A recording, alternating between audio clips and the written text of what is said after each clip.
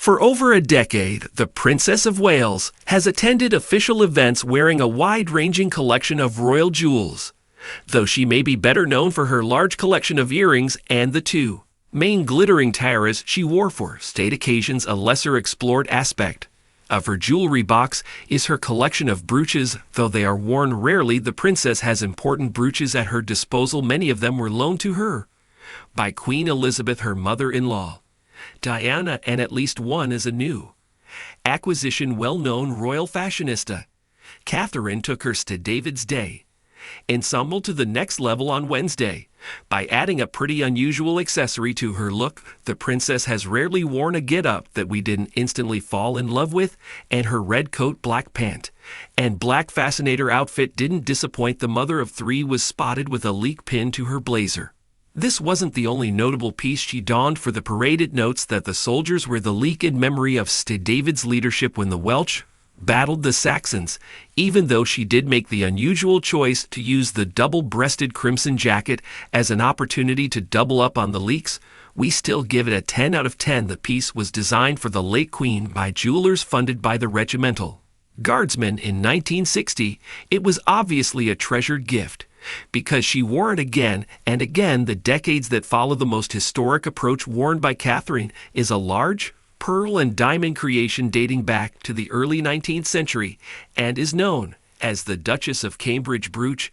The jewel was first announced by Princess Austina, Duchess of Cambridge, who married a younger son of King George III in 1818. She's an aunt by marriage of Queen Victoria and the great-great-great grandmother of Queen Elizabeth. The princess debuted her new heirloom bro that has linked to both Princess Diana and Queen Camilla during the state visit of South Africa President Cyril Ramaphosa to London dating back to 1863. The brooch was originally a present given to Princess Alexandra of Denmark by a contingent of ladies from Wales upon her marriage to Prince Albert Edward, the eldest son of Queen Victoria. The brooch, which featured the Prince of Wales feathers comprised of diamonds with khaki and emerald drop, was pinned to Kate's custom plum-colored Amelia Wickstead coat dress when she greeted the president at his hotel Tuesday morning. Catherine was in her elegant V at the Commonwealth Day service. However, it was her choice of jewelry that was the most intriguing. Pinned up upon her chest was another striking piece, a brooch featuring the Princess of Wales feathers in recognition of her new title and position within the royal family. The brooch, or a version of it, has been worn a number of times by Queen Consort, despite Camilla never using the title Princess of Wales on a formal basis. It was also sported by the late princess, as she preferred to wear it as a pendant on a necklace riding in the glass coach alongside Prince George, Princecharlotte, and Prince Louis. The Princess of Wales wore a Jenny Peckham dress paired with a Philip Tracy hat. The highlight of her ensemble was the Irish GS Regimental brooch, signifying her role as the Colonel of the Irish Guards. The brooch is a mark of her military appointment, adds a poignant touch to her appearance. She also holds the title of Honorary Canadian Ranger and Colonel-in-Chief of the 1st. The Queen's Dragon guards the hallowed grounds of the Centre Court, echoed with thunderous applause as Catherine, Princess of Wales, took her seat for the Wimbledon Gentlemen's Final on Sunday.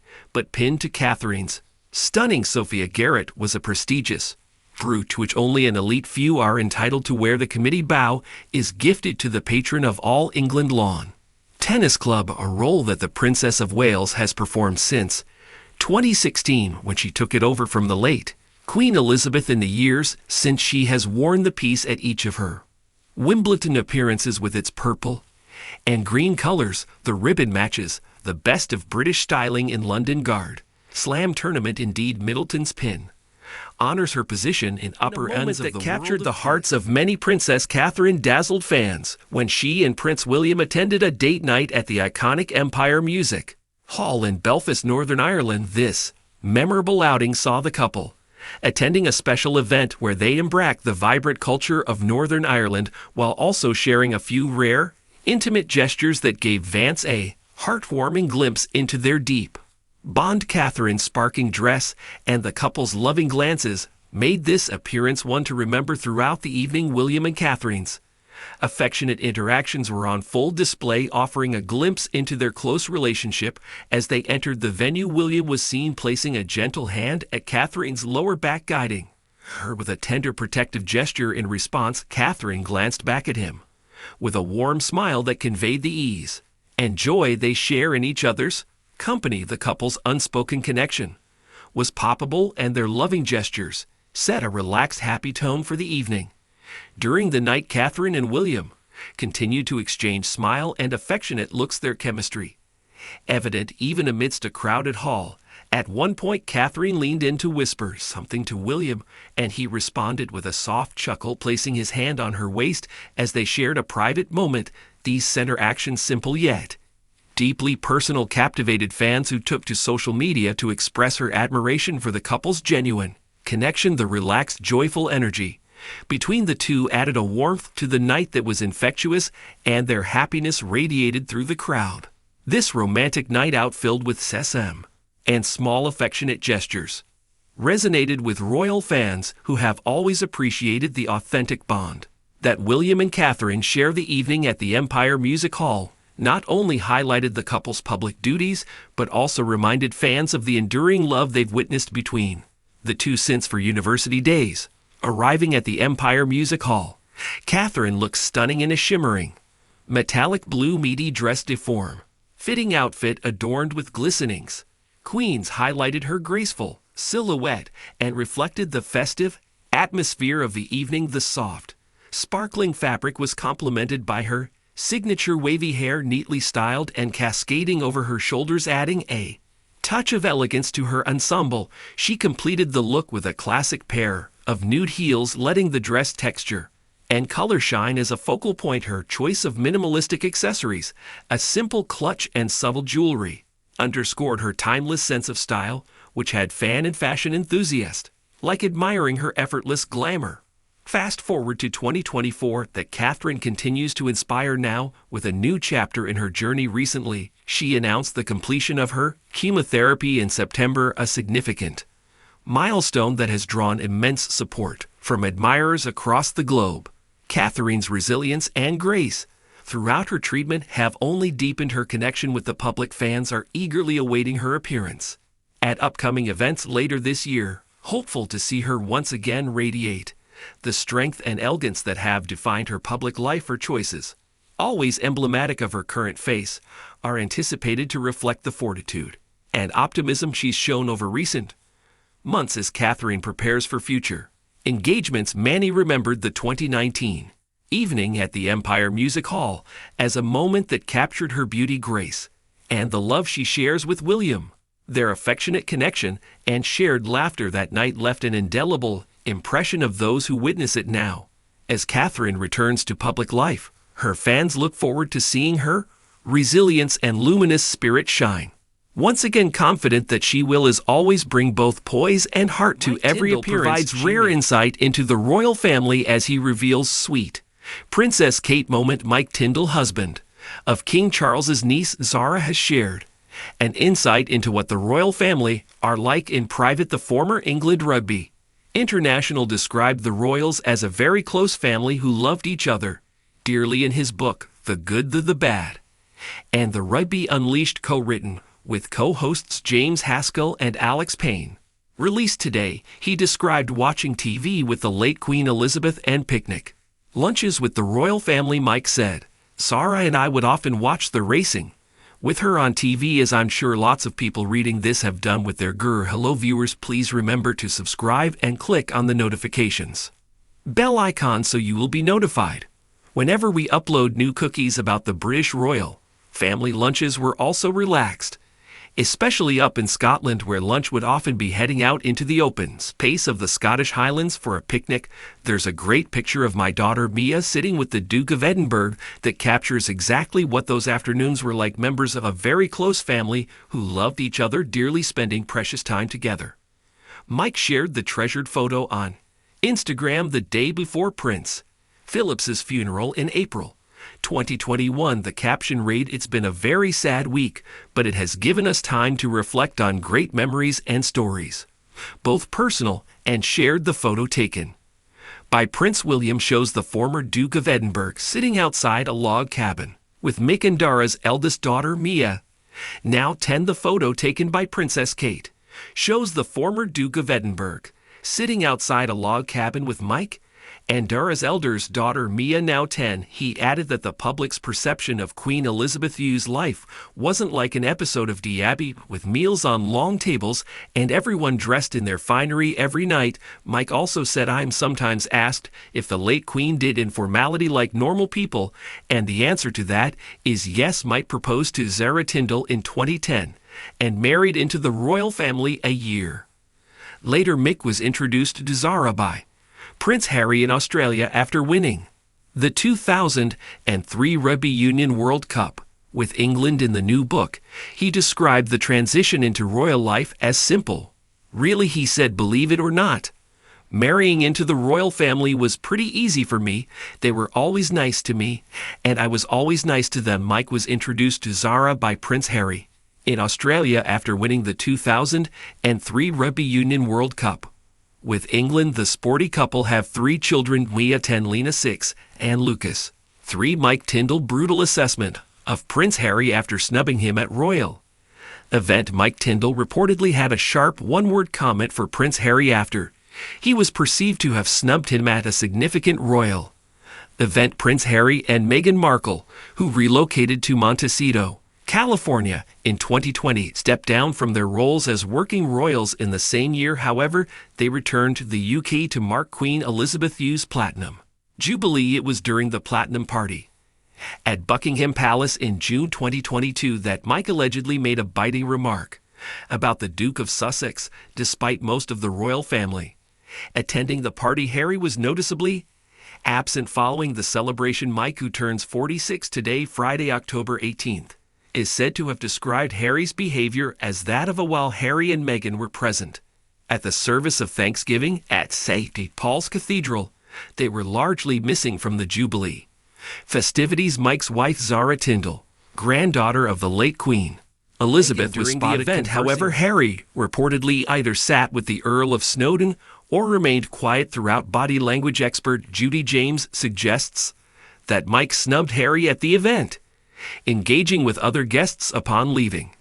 St. Paul's reports glare shy. She notes, however, that Zara seemed happy to chat with the Sussexes. Speaking to Express.co.uk, she observed, with Mike's closeness to William in mind, it also appeared to have created a bit of a dilemma as Harry stepped out into Zara's group as they waited for that transport. Zara looks happy to chat and even turns fully to talk to Harry here, who is looking anxious and keen to get into his own car. Mike, though, remains facing forward, looking about and holding his order of service up with a look of awkwardness. In the end, he talks to Viscount Lindley, who turns his own back on Harry, cutting the 2 men off from Zara's conversation with Harry. This doesn't appear to be Mike's normal style of behavior, as he usually looks too easygoing and too tough to get involved in politics, and it could be that his attention was taken arranging the right cars, but there are no signs of any farewell from him either. Mike, though, remains facing forward, looking about and holding his order of service up with a look of awkwardness. In the end, he talks to Viscount Lindley, who turns his own back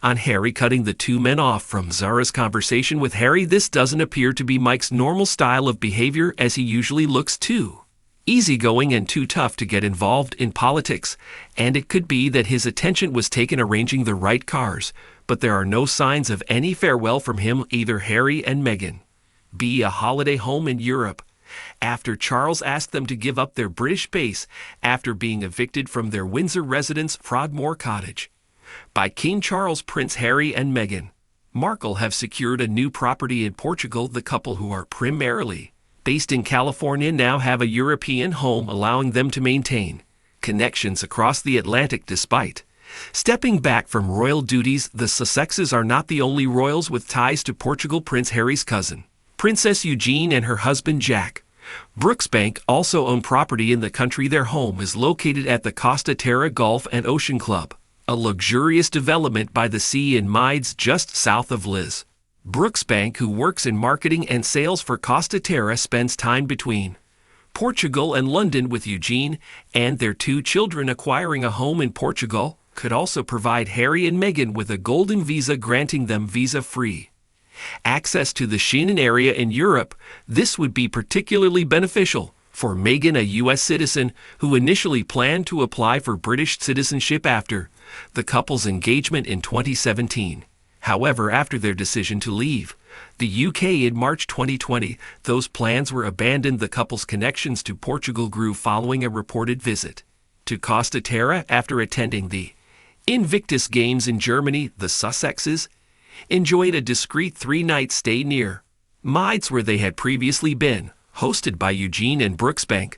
The Costa Terra development, known for its exclusivity, is a popular retreat for celebrities and high-profile individuals, though Harry and Meghan's main home remains in Montecito, California. Expansive estate valued at $19.5 million. Their new Portuguese property offers them a private escape in Europe, this move coming after their departure from Frogmore Cottage, and the UK marks a significant step in their ongoing quest for independence from the royal family. Thanks for watching. Please don't forget to like this video and drop comments, and most importantly, don't forget to subscribe and hit the notification bell so you don't miss. Imagine waking up one morning to find out you've inherited a treasure trove from one of the most iconic figures in history. Now imagine that treasure trove is so magnificent it makes even the most regal of queens green with envy. Welcome to the world of Kate Middleton, the Duchess of Cambridge, whose inheritance from Queen Elizabeth II has reportedly stirred quite the royal pot, leaving Camilla, the queen consort, feeling a tad, well, jealous. Welcome viewers to my channel. Please subscribe, like my video, and turn on notifications so you don't miss our next update. But what exactly did Kate inherit, and why is it causing such a stir? Let's dive into this royal saga filled with glittering jewels, ancient artifacts, and a dash of royal drama. When we think of royal inheritance, our minds often drift to the dazzling crown jewels, and for good reason. These aren't just any jewels, they're symbols of power, history, and tradition. For Kate, inheriting pieces from Queen Elizabeth's personal cushion is like receiving a piece of history itself. Some of these jewels date back centuries, each with its own fascinating story. Take, for instance, the famous Cambridge lover's knot tiara, a favorite of Princess Diana, and now often worn by Kate. This tiara alone has seen more royal events than most of us could ever dream of attending. But it's not just the tiaras and necklaces that have Camilla feeling a bit envious, it's the significance behind them. Each piece Kate wears is a nod to her growing role within the royal family, a role that comes with its own set of expectations and pressures. Jewels aren't the only treasures Kate has inherited. Queen Elizabeth's passing also brought with it the keys to some of the most luxurious residences in the world, from the sprawling grounds of Balmoral Castle to the historic walls of Windsor. These homes are more than just places to live. They're symbols of the monarchy's enduring legacy. A cozy evening at Balmoral with its breathtaking Scottish landscapes, or a grand event at Windsor steeped in centuries of royal tradition. It's no wonder Camilla might feel a pang of jealousy. After all, these residences are not just homes, they're a testament to the royal family's history and influence. With great power comes great responsibility, and in the case of royal inheritance, this couldn't be truer. Alongside the jewels and residences, Kate has also inherited a slew of royal duties from charity. Calendar is packed with engagements that require grace, poise, and a lot of haste. Ever felt overwhelmed by a busy schedule? Now imagine that schedule includes meeting heads of state, attending charity galas, and being constantly in the public eye. It's a lot to handle, even for someone as poised as Kate. But here's where it gets interesting. While these duties can be exhausting, they also offer Kate a platform to make a real difference. Her work with mental health charities, for instance, has brought much needed attention to important issues. It's a reminder that with the glitz and glamour of royal life comes the opportunity to create lasting change. Now, let's shift our focus to Camilla, the queen consort. It's no secret that the dynamics within the royal family can be complex, and with Kate stepping into an increasingly prominent role, it's only natural for there to be a bit of tension. You've spent years carving out your own place within the royal family, only to see someone else receive the lion's share of attention and accolades. It's a tough pill to swallow, even for someone as seasoned as Camilla. But it's important to remember that jealousy in this context isn't necessarily a negative emotion. It's a human one, and it speaks to the intricate relationships and high stakes within the royal family Camillas. Feelings of envy highlight the pressures and expectations that come with being part of such a storied institution. One of the most fascinating aspects of this royal inheritance saga is the public's reaction, from tabloid headlines to social media. Buzz people around the world are captivated by the drama unfolding within the palace walls.